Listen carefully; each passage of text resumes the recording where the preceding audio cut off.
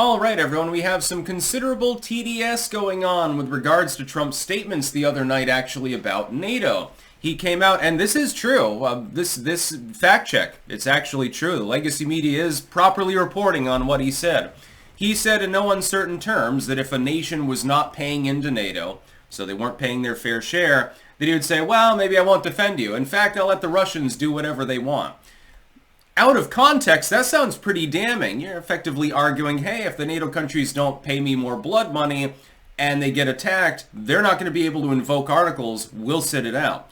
Well, that would be a little bit of a problem now, wouldn't it, geopolitically? I think NATO would collapse if that were done. But if you look at it in context, and here's the TDS, the standard bullshit that we've had to slog through like filth for years now, since 2015, in context, it is quite clear that Trump is joking and being hyperbolic. But that context is not going to be forthcoming in many of the legacy media reports. If you look at CNN, MSNBC, etc., right now it's all Trump encourages the Russians to attack NATO countries.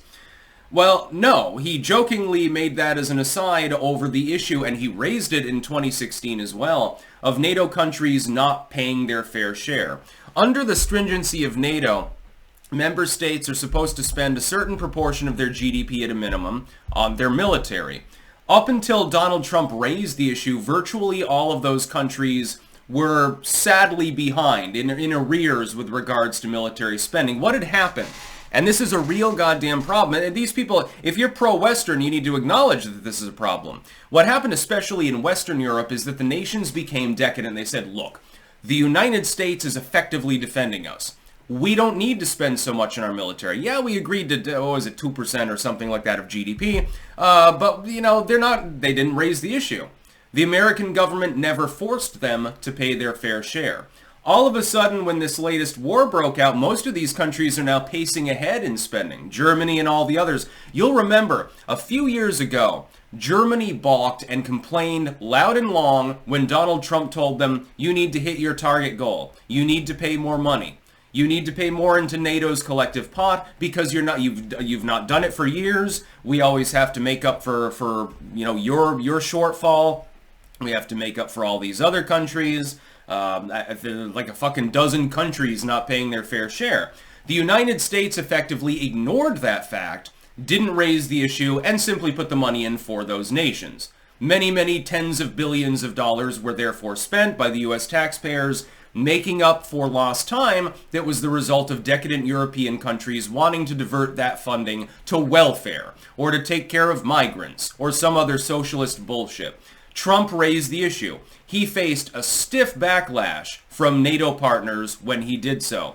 All of a sudden, though, lately, they've been upping their military spending. They realized, unfortunately too late, that Donald Trump was fundamentally correct.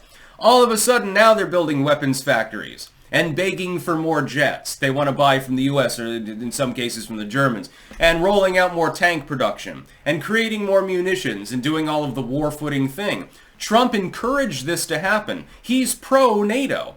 The thing is, if you're pro-NATO, you're pro-everyone pays their fair share that they're contractually obligated to pay to strengthen the alliance. It can't be one nation is NATO, and everyone else puts a few pennies into the cup, and then just sits back and lets the big old United States handle everything. That's not really a military alliance at all. It's the United States and a couple other countries with militaries, and everyone else sitting on their ass. That's not how you make a strong military alliance. Trump was trying to be friendly to him. He was warning them. Meanwhile, when he went to Russia, according to him himself, he threatened to bomb Moscow if Ukraine was invaded. I noticed that Ukraine wasn't invaded for those 4 years. I noticed they were invaded the subsequent year when he was gone and Joe Biden was in office. It's not pro-Western or pro-NATO, and I am pro-NATO. I have no problem with the alliance. I believe in Western civilization and liberalization, classical liberalization, of course, and I want free speech and the right to bear arms and shit like that to be pushed hard. If I were the president of the United States, I'd be in Taiwan right now saying, why don't you just get a fucking Second Amendment sort of thing going? You have millions of people here. Give them all guns. We'll sell them to you. I'll even give you a fucking discount. I'll subsidize it myself just so that there will be more guns in the world because guns are fun. And by the way, here's some F-22s. That's fine. We should be spreading liberty around the world. It's unfortunately not the function that great power is typically used for. Instead, it's rather dysfunctional, especially at the moment. But if you're going to have a military alliance that safeguards half of Western civilization, and literally in the sense of NATO, plus the offshoot alliances that the U.S. especially has in Latin America and Asia, it's a ponderous alliance. It's the modern day Delian League on fucking steroids. So it's the golden one of military alliances. Then you've got to actually have the resources there. When you've got nations in NATO with a couple of thousand troops that spend 0.5% of GDP on military affairs, like, oh, well, yeah, we could get jets, but we don't. I mean, the United States already has so many of them, so, I mean, it takes a lot of money to maintenance them, so why do we need even an F-14 or something like that? We'll buy more BB guns or something like that. We'll develop a better MRE, like, you know, the Swedish military or something. Well, MREs are great. I love them. I want more of them. It's just hard to acquire them at a reasonable price at this point. But MREs are not the backbone of your military. The backbone of your military is you have people that are capable of engaging in combat with a wide array of skills in order to do that. So pilots and medics, and then you've got your grunts on the front line. There's your explosives expert, and there's your sniper, and stuff like that. Well, the European countries that comprise most of the nations in NATO don't pull their own weight. Trump is simply telling them to do so, and he's making sort of a kind of joking threat. Hey, maybe if you don't pay, it'd be a real shame if the Russians were to invade you. Now, here's another thing to ponder. Let's say that nation happens to be France or Italy or something like that. So they're not connected to Russia by land. If Russia doesn't have the blessing of the Turks, which are in fucking NATO, and they pay more than 2%, they're pulling their weight. They got a beefy military. They close the Bosphorus, so Russia's navy can't do anything. At least their Black Sea fleet can't do anything. How are they going to invade France? Are they going to fly their airplanes over NATO territory, and countries that are paying their fair share would immediately invoke articles and fight back? Like Poland? I don't fucking think so. Are they going to march troops across these nations? They say, hey, Poland, we're not at war with you. We want to invade France. Because Macron just posted a bad meme of Vladimir Putin. So we're invading France right now.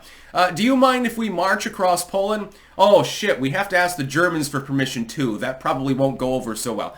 You're batshit if you think that Russia plans to attack a NATO country. NATO would respond. Despite Trump's obvious joke, his obvious hyperbole, he would absolutely respect the articles. He wouldn't, contractually speaking, he wouldn't even fucking have a choice. He wouldn't even have a choice. It wouldn't even be his call. When NATO would force the issue, it would be a nuclear war, by the way. That's why no sane person wants that to happen. Ain't nobody invading Poland. The Polish worry more about the Germans hauling off against them, probably, because they're also in NATO, as opposed to the Russians. I support, by the way, very much the formation of a bunch of organized militias in Poland. They've been training for years. I don't want to fuck with them.